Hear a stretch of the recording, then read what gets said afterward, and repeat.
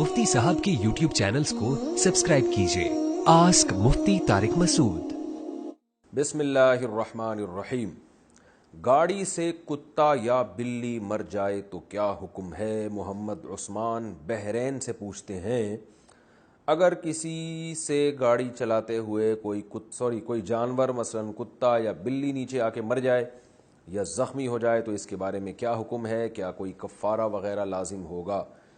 मोहम्मद उस्मान साहब बहरैन से पूछ रहे हैं, जनाब बस अल्लाह से तौबा इस्तिग़फ़ार कर लें, इतना काफ़ी है। जान कर किसी कुत्ते बिल्ली को गाड़ी के नीचे ना लेकर आएँ, वो ख़ुद आगे अपनी गलती से ही आते हैं अक्सर जानवर, तो बस वो माफ़ है, उसकी मुक़द्दर है, तो आप अल्लाह से एहतियातन तौबा इस्तिग़फ़ार कर लें, इतना काफ़ी है। बच्चे के कान में अज़ान देने का तरीका। बच्चे के कान में अज़ान खड़े होकर दी जाए या बैठकर, नीज़ कितनी ऊंची आवाज़ में दी जाए, करीब वाले सुन सकें या बिल्कुल आहिस्ता दी जाए? अब्दुल हमीद कोरिया से। बेहतर यही है कि बच्चे के कान में खड़े होकर अज़ान दी जाए, ये अदब का तकाज़ा है, और आपका रुख क़िबले की तरफ होना चाहिए, और पहले दाएं कान में अज़ान हो बच्चे के। दाएं कान में अज़ान का मतलब ये कि आप बच्चे को ऐसे गोद में लेके खड़े होंगे, आपका सीना क़िबले की तरफ होगा और बच्चे का सीधा कान आपके जो है मुंह की तरफ होगा। तो उसमें आपने अज़ान कहनी है, और अज़ान में कैसे कहनी है कि बहुत ज़्यादा चीखें नहीं कि बच्चे के कान के पर्दे फट जाएं। वो ज़ाहिर है बच्चा है, वो इतनी तेज़ आवाज़ बर्दाश्त नहीं कर सकता, और इतनी आहिस्ता भी ना हो कि करीब खड़े हुए लोग भी ना सुन सकें। तो इस तरह से अज़ान की जाए कि करीब खड़े हुए लोगों को बस आवाज़ आ जाए, बाकी पूरे महल्ले में आवाज़ जाना ज़रूरी नहीं है। यानी उस तरह अज़ान ना दें जैसे लाउड स्पीकर में मौज़िन साहब गला फाड़ के अज़ान देते हैं कि पूरा मोहल्ला सुन ले। और इक़ामत भी इसी तरह, बच्चे को फिर पलट दें तो उसका जो लेफ़्ट कान है वो आपके होंठों के सामने हो जाएगा, तो उसी जिस तरह से आपने अज़ान दी है उसी तरह से आप इक़ामत कह लें, जो नमाज से पहले इक़ामत होती है। तो ये तरीका है जी। मसला मालूम करने से तलाक का ज़िक्र किया। मसला मालूम करने के लिए तलाक का ज़िक्र करने से क्या तलाक हो जाती है? एक शख्स ने अपनी बीवी को नॉर्मल हालत में कहा कि तुम आज़ाद हो, फिर किसी से मसला मालूम करने गया तो इसके मुंह से गलती से निकल गया कि मैंने बीवी से कहा था कि तुम निकाह से आज़ाद हो। क्या इस तरह गलती से मुंह से ये अल्फाज निकलने से तलाक हो जाएगी या नहीं? मुस्तफ़ा सऊदी अरब से। नहीं, ये तो आपने देखें, जब बीवी को कहा ना तुम आज़ाद हो तो उसमें नीयत पूछी जाएगी कि क्या नीयत थी। उस पर मैं पूरा क्लिप रिकॉर्ड करा चुका हूँ कि आज़ाद के लफ्ज़ से कब तलाक होती है कब नहीं होती। तो नॉर्मली अगर कोई बीवी से कहता है तुम आज़ाद हो और उसकी नीयत थी कि कामों से आज़ाद या जो है वो सोच व फ़िक्र से आज़ाद हो, जैसे कि अमूमन बाज़ दफ़ा ऐसा होता है कि शादी के बाद ख़वातीन टेंशन से आज़ाद हो जाती हैं और वो टेंशन पार्सल कर देती हैं अपने मियाँओं को। बाज़ दफ़ा ऐसे होता है जो ख़वातीन बयान नहीं सुन रही, वो उनके साथ ऐसा होता है। तो इस तरह की आज़ादी मुराद है, भाई तुम तो आज़ाद हो, बात तो मानती नहीं हो, तो कुछ भी नहीं होगा इससे। फिर मुफ्ती के सामने जाके गलती से आपने ये कह दिया कि मैंने यूँ कहा था तुम मेरे निकाह से आज़ाद हो, तो आपको पता है कि आपने गलती से ये अल्फाज कहे हैं, आपने बीवी से ये नहीं कहा था कि निकाह से आज़ाद हो, तो इससे भी इंशाअल्लाह तलाक वाक़ई नहीं होगी। लेकिन इसमें एहतियात ये है कि जब आपने मुफ्ती के सामने ये कहा तो कि मैंने अपनी बीवी से ये कहा था कि तुम मेरे निकाह से आज़ाद हो, हालांकि आपने बीवी से ऐसा कहा नहीं था, तो बीवी से फिर इसका तज़किरा ना करें। उसको ये नहीं बताएं कि मैंने तुम्हें ये कहा था कि तुम निकाह से आज़ाद हो। तो जो है ना, ये नहीं, इस बात को बार बार बिला वजह लोगों के सामने रिपीट ना करें, क्योंकि फिर ये समझा जाएगा कि भाई हो सकता है आपने यही कहा हो कि तुम मेरे निकाह से आज़ाद हो, अब आप गलत बयानी से काम ले रहे हैं, तो ये खामखा में लोगों के दिल में एक शक और वहम पैदा हो जाएगा। तो एक दफ़ा मुफ्ती के सामने गलत बयानी कर दी आपने और फिर उसको सही दुरुस्त बयान दे दें, भाई मुफ्ती साहब मैंने ये जो कहा था कि मैंने यूँ कहा है कि तुम मेरे निकाह से आज़ाद हो, तो यूँ नहीं कहा था, मैंने सिर्फ ये कहा था कि तुम आज़ाद हो। तो उसको बार बार रिपीट ना करें, वरना इससे शक और वहम पैदा होगा कि यार ऐसा तो नहीं कि बंदा ने बोला यही हो कि निकाह से आज़ाद हो और अब बाद में अपना बयान तब्दील कर रहा है। तो ये वहम लोगों को, शक लोगों को भी, बीवी को भी हो सकता है। तो क्योंकि वहम में आके ना लोग फिर उसी गलती को बार बार हर एक के सामने रिपीट कर रहे होते हैं, और फिर आदमी को, इसकी मिसाल ऐसे है जैसे कहीं चोरी हुई हो और कोई भी आप पे शुबह नहीं कर रहा, कोई भी शक नहीं कर रहा, और आप खामखा में जाके सफाइयाँ बयान कर रहे हो कि मैंने चोरी नहीं की, मैंने चोरी नहीं की, मैंने तो बिल्कुल नहीं, तो इससे खामखा में वहम होगा कि यार शायद इसी ने की है जो बार बार इस बात को रिपीट कर रहा है, तो इसने की है, तो ये वहम पैदा हो सकता है। अच्छा भाई, جہیز لینے کی کس حد تک اجازت ہے؟ میری کچھ دن پہلے شادی ہوئی ہے لیکن ابھی رخصتی نہیں ہوئی ہے. بہت افسوس ہوا. انہوں نے نہیں لکھا کہ بہت افسوس ہوا، میں ویسے ہی کہہ رہا ہوں. رخصتی کے وقت میرے سسرال والے بھی مجھے بھر بھر کر جہیز دینا چاہتے تھے اور میرے گھر والے بھی لینا چاہتے تھے لیکن مجھے پسند نہیں ہے. یعنی لینا چاہتے ہیں گھر والے. اچھا، سسرال والے بھی بھر بھر کر جہیز دینا چاہتے ہیں، ابھی دیا نہیں ہے، چاہتے ہیں وہ، اور میرے گھر والے بھی جہیز لینا چاہتے ہیں لیکن مجھے یہ پسند نہیں ہے. میں اس کی مخالفت کر رہا ہوں کہ وہ نہ دیں یا کم از کم 2-4 ماہ تک نہ دیں. تو میں کس حد تک مخالفت کر سکتا ہوں؟ کیا اس بارے میں سختی کر سکتا ہوں؟ سلمان صاحب، بہار، انڈیا سے. انڈیا کے بہار میں سلمان صاحب جیسے غیرت مند لوگ رہتے ہیں، ان کی غیرت کو سلام ہے. سلمان بھائی ڈٹ جاؤ یار، آج ہمت کر کے دکھا دو آپ، اور جہیز کا بائیکاٹ کرو. یہ ایک عذاب بن چکا ہے ہمارے معاشرے میں، نہ اس کا سنت سے کوئی تعلق، نہ قرآن میں اس کا تذکرہ، نہ حدیث میں، نہ مسلمانوں کے کلچر میں یہ چیز شامل ہے. یہ تو اب آ گئی ہے بہت سے غیر مسلموں سے ہمارے کلچر میں، یہ جہیز کی جو رسم ہے نا یہ آئی ہے. حقیقت میں اسلام میں بھی نہیں ہے اور عرب میں بھی نہیں ہے. آپ دیکھ لیں بہت سے افغانیوں کے ہاں آپ جا کے دیکھیں گے افغانستان میں یا ادھر ناردرن جو علاقے ہیں ہمارے، جو شمالی علاقہ جات ہیں، وزیرستان، وانا، ان میں بھی نہیں ہے. یعنی آپ دیکھیں گے جہیز اسی قوم میں آپ کو ملے گا جہاں انگریزوں نے حکومت کی ہے یا غیر مسلموں کے ساتھ اس قوم کا اختلاط رہا ہے، یعنی وہ قوم غیر مسلموں کے ساتھ رہی. مسلمانوں کی جو قومیں محکوم نہیں رہی ہیں، غیر مسلموں کی غلام نہیں رہی ہیں یا بہت زیادہ غیر مسلموں کے ساتھ اکٹھی نہیں رہی ہیں صدیوں تک، ان میں آپ کو جہیز اب بھی نہیں ملے گا. تو اللہ نے سارے خرچے مرد کے ذمہ لگائے ہیں. اس کو نان نفقہ مہیا کرنا، گھر کا سامان وغیرہ، یہ سب مرد کی ذمہ داری ہے. تو بہت اچھی بات ہے، ماشاءاللہ بڑی بہادری والی بات کی. آپ ڈٹ جائیں اور اپنے گھر والوں کو سب سے پہلے منائیں. دیکھو لڑکی والے اپنی بیٹی کو جہیز دینے پر مجبور ہوتے ہیں. انہیں پتہ ہے کہ یہ تو کہہ رہا ہے کہ نہیں چاہیے، لیکن اگر ہم نے اپنی بیٹی کو جہیز نہیں دیا تو اس کی اماں کل تانے دے دے کے مار دے گی، اور وہ تانے آپ کے سامنے نہیں دیں گی. جب آپ آفس میں ہوں گے تو پھر بہو کو تانے ملے ہوں گے، لائی کیا چند چیتھڑے اور باتیں ایسی کرتی ہے جیسے تیرے باپ نے تجھے جو ہے نا سونے میں تول کے بھیجا ہو. یہ تانے مارکیٹ میں ساسوں کے بہت سستے ریٹ پہ اویلیبل ہے، اور یہ ساسیں وقتاً فوقتاً بہوؤں کو یہ تانے پارسل کرتی رہتی ہیں. دوبارہ ریپیٹ کر دیتا ہوں کہ لائی کیا چند چیتھڑے اور باتیں ایسے کرتی ہے جیسے تیرے باپ نے تجھے سونے میں تول کے بھیجا ہو. بعض دفعہ سامنے نہیں کہتی تو تیرے باپ کے بجائے کہتی ہیں جیسے کہ اس کے باپ نے. تو وہ بہو دوسرے کمرے میں ہوتی ہے تو کہتی ہے ایسے باتیں کرتی جیسے اس کے باپ نے اس کو سونے میں تول کے بھیجا ہو. تو یہ ساری زندگی عورت کو تانے ملتے ہیں جہیز نہ لانے کے، اس لیے ماں باپ بیچارے مجبور ہوتے ہیں کہ یار دے دو یار، تاکہ پیسے خرچ کر لو، بیٹی کی عزت محفوظ رہے گی.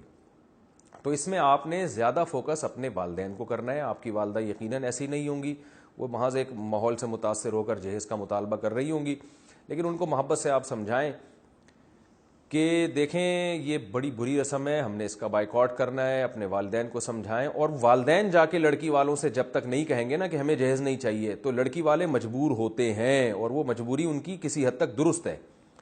تو آپ کے رشتہ دار جا کے ان سے کہیں گے کہ نہیں چاہیے ہمیں، اور ہم اس کو برا سمجھتے ہیں، بہت مضبوط لہجے میں، ایسے نہیں اوپر اوپر سے. بعض دفعہ لڑکی والوں کو منع کیا جاتا ہے ہمیں جہیز نہیں چاہیے، ان کو پتہ ہے اوپر اوپر سے کہہ رہا ہے یہ، اندر سے اس کے دل میں لڈو پھوٹ رہے ہیں. تو پھر وہ اوپر اوپر کی بات مزے کی نہیں ہوتی، پھر وہ بعد میں تانے ملتے ہیں لڑکیوں کو. تو ذرا مضبوط لہجے میں لڑکے والے جائیں اور لڑکی والوں سے جا کے بولیں کہ ہمیں نہیں چاہیے اور یہ بہت بری رسم ہے. اور اس کا حل یہ ہے کہ آپ پہلے سے گھر میں فرنیچر لا کے ڈال دیں نا بھائی. جو آپ نے دلہن کا کمرہ سجانا ہے، جو گھر سجانا ہے، اس میں پہلے سے ڈبل بیڈ لا کے رکھ دی، الماریاں لا کے رکھ دی. جو گھر کا ضروری سامان شادی کے موقع پہ خریدتا ہے انسان، وہ پہلے سے لا کے گھر میں رکھ دیں. پھر لڑکی کے ابا کو بلائیں، بولیں اب اس میں جگہ کہاں نظر آ رہی ہے آپ کو، الماری کدھر ٹھوسوں گا میں جو آپ اپنی بیٹی کو دیں گے، پیٹی کہاں ٹھوسوں گا میں، سب پیک ہے گھر ہمارا ماشاءاللہ. تو اتنا کچھ کر کے بھی اگر وہ اپنی بیٹی کو دے رہے ہیں تو پھر یہ ان کا ہیڈ ایک ہے. اب ظاہر ہے کوئی آدمی اپنی بیٹی کو کوئی گفٹ دے رہا ہے تو آپ زبردستی کیسے روک سکتے ہو؟ دے رہے ہیں تو پھر دیتے رہیں، پھر وہ انہی کو کوئی علاج کی ضرورت ہے. تو اپنے اختیارات سے انسان کو تجاوز نہیں کرنا چاہیے. تو باپ اپنی بیٹی کو جہیز دے رہا ہے، غلط رسم ہے. میں کہتا ہوں اپنی بیٹی کے ساتھ محبت ہے نا آپ کو، تو بینک میں اکاؤنٹ کھول کے اس اکاؤنٹ میں اس کے لیے پیسے ڈال دو. لوگ یہ کہتے ہیں نا پتہ نہیں سسرال میں کیا ہو، بھائی پیسے ڈال دو اکاؤنٹ میں، کل خدا نخواستہ کوئی مسائل ہوئے تو بیٹی کے پاس اتنے لاکھ روپے پڑے ہوئے ہیں، یا گولڈ خرید کے جو ہے نا اس کو دے دو، ہینڈ اوور کر دو، اور پھر اپنے پاس ایک تحفظ کے طور پہ رکھ لو کہ یہ ہماری بچی کا ہے۔ اس طرح نہیں کریں گے کبھی بھی۔ دیکھیں گولڈ دینے میں، کیش رقم دینے میں بیٹی کا فائدہ زیادہ ہے، وہ بعد میں کبھی زندگی میں ضرورت پڑی، شوہر کے حالات خراب ہو گئے، وہ بیچارہ کچھ خرید نہیں سکتا، تو بیٹی اپنے پیسے استعمال کر لے گی، ٹھیک ہے نا، حالات کا تو کچھ پتہ نہیں ہوتا، آج حالات اچھے ہیں کل اللہ نہ کرے خراب بھی ہو سکتے ہیں، تو کیش اماؤنٹ دے دیں بیٹی کو یا گولڈ دے دیں۔ یہ نہیں کریں گے بیڈ اور یہ سب دنیا کو دکھانا ہوتا ہے نا بہت سے لوگوں نے کہ دیکھو ہم نے یہ کچھ دیا ہے۔ میں نے ایک دفعہ یہ بیان کیا تھا کہ بعض لوگ دنیا کو دکھانے کے لیے بھی جہیز دیتے ہیں، تو انڈیا ہی سے کسی صاحب نے ویڈیو بنا کے بھیج دی کہ ایک فلاں سیٹھ نے اپنی بیٹی کی شادی کی ہے، اور دیکھیں پورا جو ہے نا ایک وہ لوگ لائن بنا کے آ کے دیکھ رہے ہیں کہ جہیز میں اس سیٹھ نے اپنی بیٹی کو کیا کیا دیا ہے۔ کیسی بڑی جہالت ہے یار، لائن لگ رہی ہے اور سارے آ کے دیکھ رہے ہیں کہ یار بڑے باپ نے اپنی بیٹی کو کیا کیا گفٹ دیا ہے۔ تو یہ سب شو بازیاں ہیں، اسی وجہ سے دینداروں کے ہاں شادیاں بھی آرام سے ہوتی ہیں، سارے مسائل سستے میں ہو جاتے ہیں، خوش بھی رہتے ہیں وہ، اور جو لوگ لوگوں کو خوش کرنے کے چکر میں پڑے رہتے ہیں انہوں نے دنیا کو اپنے لیے خود ٹینشن بنایا ہوا ہے۔ تو اس لیے بھائی باپ نے اپنی بیٹی کو دینا تو کیش رقم دے، سونا دے دے، تاکہ وہ کل ضرورت پڑتی ہے اپنے بچوں کی تعلیم پہ خرچ کر سکتی ہے، شوہر بعض دفعہ محتاج ہو جاتا ہے، شوہر کو بھی کھلا سکتی ہے اس میں کہ چلو جی اتنے سال آپ نے کھلایا، آج آپ بے روزگار ہو گئے تو اس دفعہ ٹماٹر میرے خرچے پہ آئیں گے گھر کے اندر، تو یہ بھی شوہر کے دل میں محبت بڑھے گی۔ لیکن ایسا کچھ نہیں ہوتا، بس وہ فرنیچر ہی دینا ہے، دنیا کو دکھانا ہے، وہ ٹرکوں میں نا جھولتا ہوا جا رہا ہوتا ہے تو دنیا دیکھتی ہے جی کیا دیا ہے۔ دنیا کی اس رسم کو ختم کرنے کی کوشش کریں۔ کیا فون کال ریسیو کرنا واجب ہے؟ اگر کسی نے کسی کو اپنا فون نمبر دیا ہو تو کیا جب وہ کال کرے تو اس کا اٹھانا لازم ہو جاتا ہے؟ شریعت اس بارے میں کیا کہتی ہے؟ اگر کوئی فون سے زیادہ تر دور رہنا چاہتا ہو تو کیا اسے اس بات کی اجازت ہوگی؟ رہنمائی فرما دیں۔ فون ریسیو کرنا بالکل بھی واجب نہیں ہے، یہ آپ کی ثوابدید پر ہے کہ آپ ریسیو کریں یا نہ کریں۔ البتہ فقہا کا اس پر اتفاق ہے کہ والدین اگر آپ کو پکارتے ہیں تو نفل نماز بھی آپ پڑھ رہے ہیں تو توڑ دیں، اور والدین کی پکار کا جواب دینا واجب ہے۔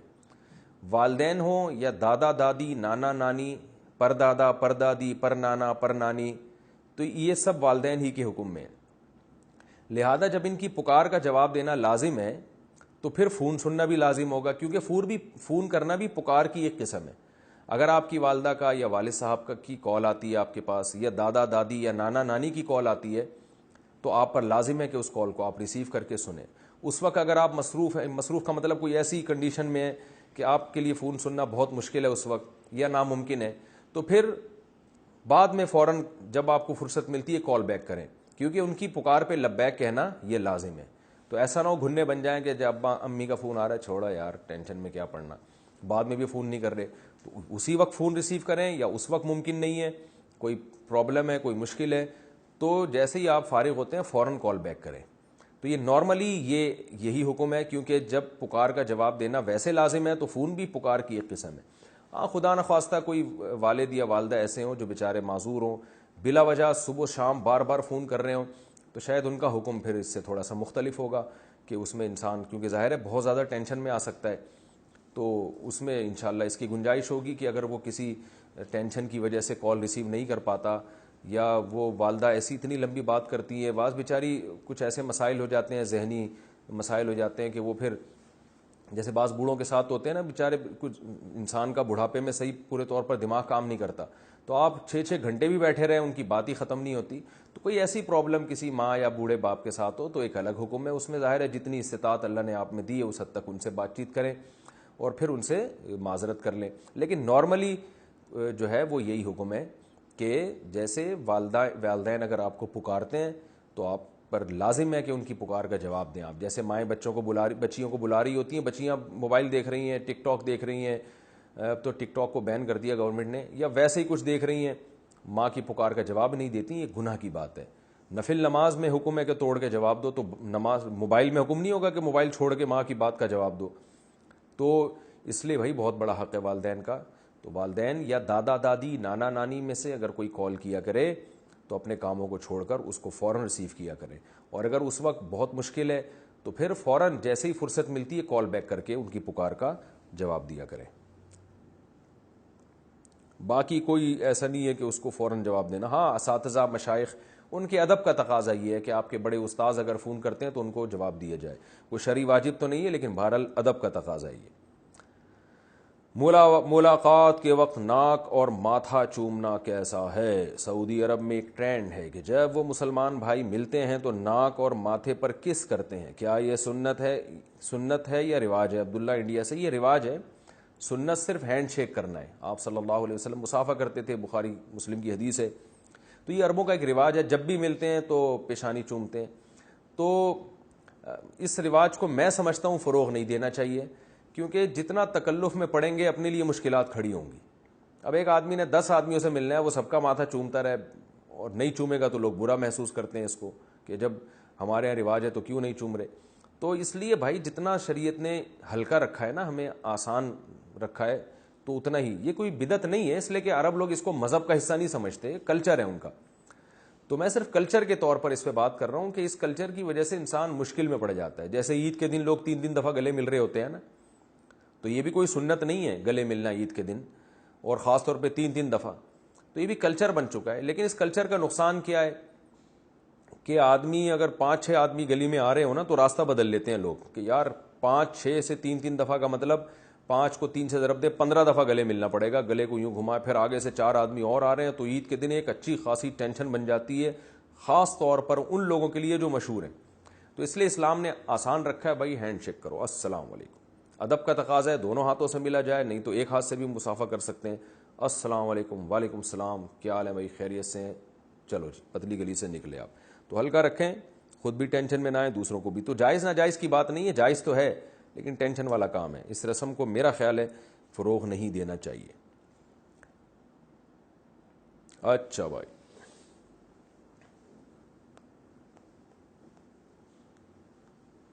عالم اور مفتی میں کیا فرق ہے؟ محمد زبیر صاحب انڈیا سے پوچھتے ہیں۔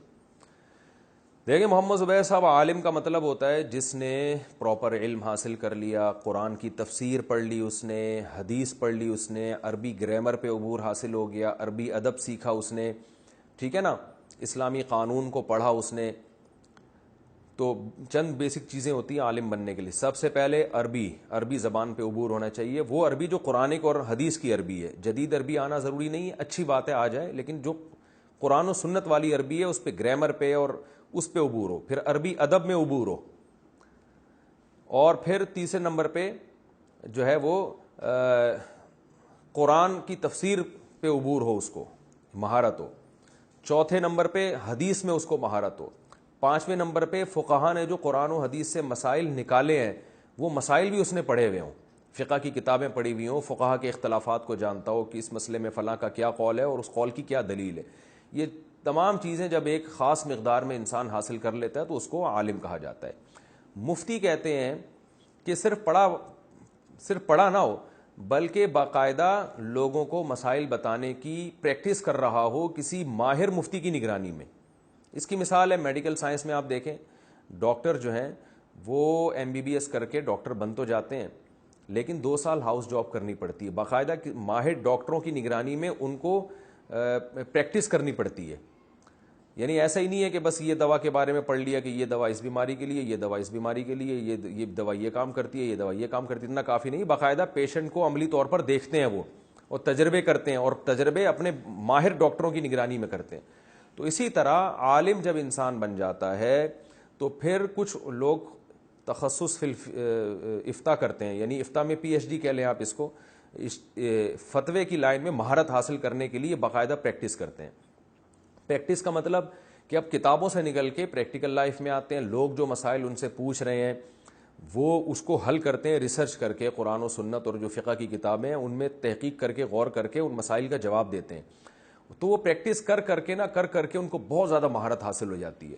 تو یہ پریکٹس بڑے علماء کہتے ہیں کہ کم سے کم کسی ماہر مفتی کی نگرانی میں 10 سال پریکٹس کسی نے کی ہو، کم سے کم یہ مقدار ہے، اور صبح و شام یہ پریکٹس کرتا ہو۔ ایسا نہیں کہ 1 مہینے میں ایک فتویٰ حل کر لیا اس نے، باقاعدہ کسی ماہر مفتی کی نگرانی میں کم سے کم 10 سال پریکٹس کی ہو تو مفتی بن جائے گا وہ، بشرطے کہ اس کے دماغ میں یہ صلاحیت بھی ہے، اللہ نے اس کو یہ صلاحیت بھی دی ہے کہ وہ بال کی کھال اتارنا جانتا ہو، یعنی وہ دلائل کا تجزیہ کرنا اور جو ہے نا فقہ الواقع کا مطلب ہوتا ہے کہ جو مسئلہ اس کے سامنے، جو صورت اس کے سامنے آئی ہے، تو فقہا کے کلام سے یہ نکالنا کہ یہ والی فقہا کی عبارت یا قرآن و حدیث کی یہ والی حدیث یا یہ قرآن کی آیت اس پر منطبق ہوتی بھی ہے کہ نہیں ہوتی ہے، اس میں اس کو اللہ نے صلاحیت دی ہو۔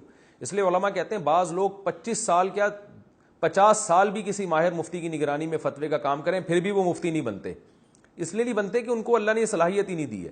دیکھیں عدالتوں میں جیسے وکیل ہوتا ہے نا، بال کی کھال اتارتا ہے، دلائل کا تجزیہ کرتا ہے، جج کسے کہتے ہیں؟ صرف پڑھ لکھنے سے آدمی جج نہیں بن جاتا، وہ ججمنٹ کرنا جانتا بھی ہو، اس کو اللہ نے کوئی صلاحیت دی ہو، ورنہ وہ مکھنچو قسم کا جج بنے گا، لوگوں کو بس صرف کتابیں دیکھ دیکھ کے فیصلے کرتا رہے گا۔ وہ ججمنٹ کی ایک صلاحیت ہونی چاہیے۔ تو اسی طرح مفتی میں خداداد صلاحیت ہوتی ہے کہ وہ 10 سال کم از کم پریکٹس کرنے کے بعد اس کو یہ پتہ چل جاتا ہے کہ جب کسی نے مجھ سے یہ مسئلہ پوچھا ہے تو اس پر قرآن کی آیت، حدیث یا فقہا نے جو مسائل بیان کیے ہیں صدیوں پہلے، جس پر پوری امت کا اتفاق ہے، تو وہ مسائل میں سے، وہ جزیہ میں سے کون سا جزیہ اس کی اس حالت پر منطبق ہو رہا ہے، تاکہ میں وہ دلیل کے طور پر یہاں پیش کر سکوں۔ ورنہ کیا ہوگا کہ کہاں کی دلیل کدھر لگا دے گا، کدھر کی دلیل کدھر لگا دے گا۔ اس کی مثال ایسے جیسے اینٹی بائیوٹک ڈاکٹر کھلاتے ہیں اور کہتے ہیں کہ بھئی یہ والی بیماری میں یہ والی اینٹی بائیوٹک، تو اب جو ماہر نہیں ہے، جس نے باقاعدہ پریکٹس نہیں کی یا اس کو صلاحیت ہی نہیں ہے، وہ کیا کر دے گا، اس مرض کی دوا ایک جرنلی ایک اصول دیکھ کر جس مریض کو نہیں کھلانی اس کو کھلا دے گا، یہ دیکھے گا نہیں کہ یہ اس کے لیے یہ ہے یا نہیں ہے۔ تو جو غلطی اناڑی ڈاکٹر کرتے ہیں وہی غلطی اناڑی مفتی بھی کرتے ہیں۔ تو خلاصہ کلام کا یہ نکلا کہ باقاعدہ پریکٹس کرتے ہوں فتویٰ لکھنے کی، جو مسائل ان کے پاس آتے ہیں ان میں تحقیق کر کے کسی ماہر مفتی کی نگرانی میں پریکٹس کرتے ہو، اور اللہ نے اس کو یہ صلاحیت بھی دی ہو کہ وہ جج کر سکتا ہو کہ کون سی دلیل کہاں فٹ کرنے کی ہے، کہاں منطبق کرنے کی ہے۔ تو جب یہ صلاحیت کسی میں پیدا ہوتی ہے تو پھر بڑے علماء اس کے بارے میں لوگوں کو بتا دیتے ہیں کہ یہ اپنے نام کے ساتھ مفتی لگا سکتا ہے اور اس کو فتویٰ دینے کی اجازت ہے۔ یہ باقاعدہ ریٹن فارم میں اپنی مہر کے ساتھ کسی کو فتویٰ دے سکتا ہے یا زبانی فتویٰ دے سکتا ہے، اس کی رائے کا باقاعدہ اعتبار کیا جائے گا۔ ہمارے ملک میں اس پر عمل نہیں ہو رہا ہے، پتھر اٹھاؤ نیچے سے مفتی نکلتا ہے۔ جو روحانی عامل ہے نا ٹوپی ڈرامے، وہ زیادہ تر مفتی بنے ہوئے ہیں، یہ نام کے ساتھ مفتی لگایا ہوا ہے۔ اور ایسے لوگ بھی ہیں جو بزنس کر رہے ہیں، جو فتوے کا کام ہی کبھی نہیں کیا، انہوں نے بس 1 سال کا کورس کیا، اس کے بعد وہ پولٹری فارم کھول کے بیٹھ گئے اور اپنے نام کے ساتھ موٹا موٹا مفتی لگایا ہوا، انہوں نے کوئی بھینسوں کا کاروبار کر رہے ہیں، نام کے ساتھ مفتی لگا ہوا ہے۔ تو مفتی کے پاس تو ٹائم ہی نہیں ہوتا بھائی۔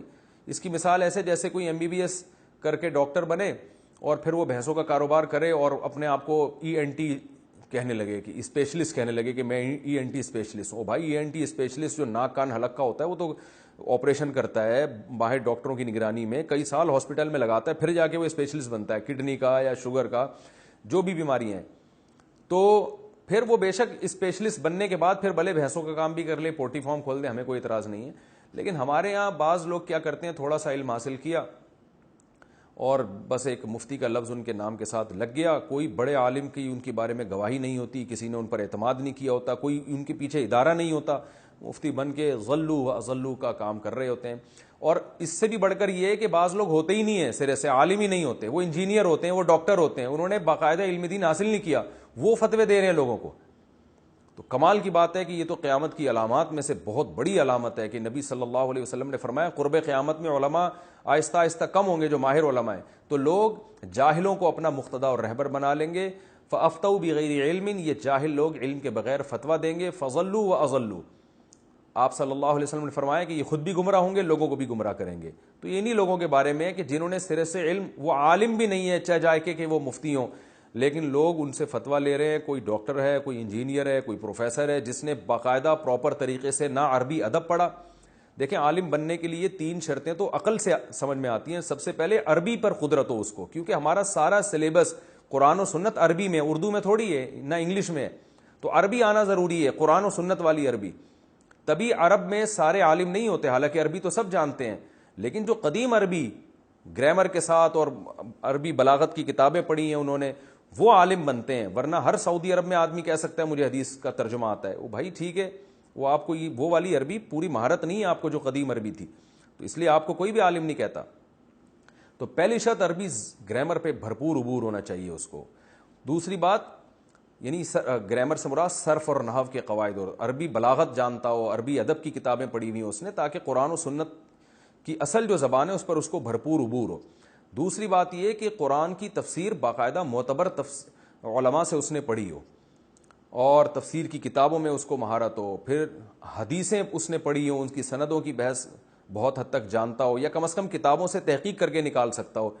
اور پھر قرآن و حدیث کی تشریح جو فقہا کر چکے ہیں صدیوں پہلے، ان کی کتابیں اس نے پڑھی ہوں، تاکہ اس کو پتہ چلے کہ فقہا کیسے قرآن و سنت سے مسائل نکالتے ہیں اور ان کی کیا ان کے پیش نظر دلائل ہوتے ہیں، اور فقہا نے کس مسئلے پر اجماع کیا ہے، کس مسئلے پر ان کا اختلاف ہے، اس اختلاف کی حیثیت کیا ہے. یہ تمام چیزیں اور پھر پریکٹس، اس کے بعد جا کے انسان اس قابل بنتا ہے. تو بہت سے لوگ اس کی اکائی سے بھی واقف نہیں ہوتے. اردو کتابیں انہوں نے پڑھ لی، کوئی ترجمہ پڑھ لیا وہاں سے، کچھ وہاں سے دیکھ لیا، اور جناب کیونکہ عوام بھی بالکل بیچاری فارغ ہے، اس کے پاس علم ہی نہیں ہوتا، تو وہ انہی جاہلوں کو اپنا امام بنا لیتی ہے. وہ سمجھتے ہیں بڑے پڑھے لکھے ہیں، حالانکہ وہ ترجمے تک انہوں نے غلط کیے ہوئے ہوتے ہیں. تو دعوے کرنے سے نہیں انسان بن جاتا، بلکہ اس دعوے کے پیچھے دلیل ہونی چاہیے کہ آپ کتنے قابل ہیں. دیکھ لینا جعلی حکیموں کے اور جعلی ڈاکٹروں کے کتنے بڑے بڑے یوٹیوب پہ دعوے ہوتے ہیں، لیکن جب کسی پڑھے لکھے ڈاکٹر کے سامنے وہ دعووں کو پیش کیا جاتا ہے تو وہ نہیں مانتے ان دعووں کو. تو یہی حال میڈیکل سائنس میں تو اتنا برا حال نہیں ہے، لیکن دین کے علم کے معاملے میں لوگوں نے بہت زیادہ آزادی دے دی ہے. تو اس لیے جو ہے نا اس میں بہت احتیاط کی ضرورت ہے، اور مسائل کی تحقیق پر انہی لوگوں پر اعتماد کیا جائے گا جو اس تحقیق کے اہل ہیں. اچھا بھائی، اسلامک بینک سے قرض لینے کا حکم. اسلامک بینکنگ آپ کو جو قرض آفر کرتی ہے، کیا آپ وہ لے سکتے ہیں یا نہیں؟ ذیشان صاحب آسٹریلیا سے. جی لے سکتے ہیں، اور وہ قرض ہوتا نہیں ہے، اس کو لون کا نام دیا جاتا ہے، لیکن وہ حقیقت میں لون نہیں ہوتا، بلکہ اسلامک بینک جو فائننس کرتا ہے وہ اصل میں آپ کے ساتھ شرکت کرے گا کہ آپ کوئی چیز لے رہے ہیں تو وہ اسلامک بینک اس میں اپنا شیئر رکھ لے گا، پھر وہ شیئر آپ کو بیچنا شروع کرتا ہے. اس طریقے سے جو ہے نا وہ اس کی فائنینسنگ ہوتی ہے. وہ قرض نہیں ہوتا، اس کو لون ڈاکومنٹ کی حد تک کہا جاتا ہے، حقیقت میں وہ لون ہوتا نہیں ہے. کریڈٹ کارڈ کے استعمال کی جائز صورت. اگر میں کریڈٹ کارڈ استعمال کر رہا ہوں اور اس میں اصل پیمنٹ ہی ادا کر رہا ہوں، کوئی نہیں دے رہا، تو کیا اس کا استعمال کرنا صحیح ہے یا نہیں؟ ذیشان صاحب آسٹریلیا سے.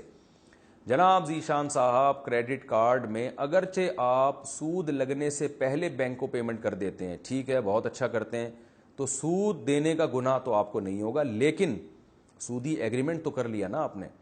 جب آپ بینک سے کریڈٹ کارڈ لیتے ہیں تو آپ کا پہلے سے یہ بینک سے ایگریمنٹ ہوتا ہے کہ اگر میں نے وقت پہ پیمنٹ نہیں کی تو میں اضافی رقم دوں گا. یہ ایگریمنٹ بھی ناجائز ہے. تو اس لیے، لیکن یہ اتنا ناجائز نہیں ہے جتنا باقاعدہ سود دینا ناجائز ہے. تو اس لیے علماء نے دونوں کو اپنے مقام پہ رکھا ہے. اب فتویٰ یہ ہے کہ اگر کریڈٹ کارڈ کے استعمال کے بغیر شاپنگ کرنا ناممکن ہو یا مشکل ہو تو پھر تو کریڈٹ کارڈ کا استعمال جائز ہوگا، بشرطے کہ سود لگنے سے پہلے آپ بینک کو پیمنٹ کر دیں. لیکن اگر کریڈٹ کارڈ کے بغیر بھی آپ آرام سے شاپنگ کر سکتے ہیں، کوئی اتنی بڑی کوئی خاص پرابلم نہیں ہے، یا پیسے چھن جانے کا کوئی ایسا خطرہ بھی نہیں ہے، تو پھر کریڈٹ کارڈ کا استعمال ناجائز ہوگا، اگرچہ آپ سود ادا نہ کریں، کیونکہ ایگریمنٹ آپ سودی کر چکے ہیں. تو خلاصہ کلام کا یہ نکلا کہ مجبوری میں کریڈٹ کارڈ کا استعمال، یا مجبوری سے مراد کوئی مشکل ہو تو پھر کریڈٹ کارڈ کا استعمال جائز ہے، اور اگر مجبوری نہ ہو تو پھر کریڈٹ کارڈ کا استعمال جائز نہیں ہے. اور سود دینا تو بہرحال حرام ہے، ناجائز ہے. Ask Mufti Tariq Masoud.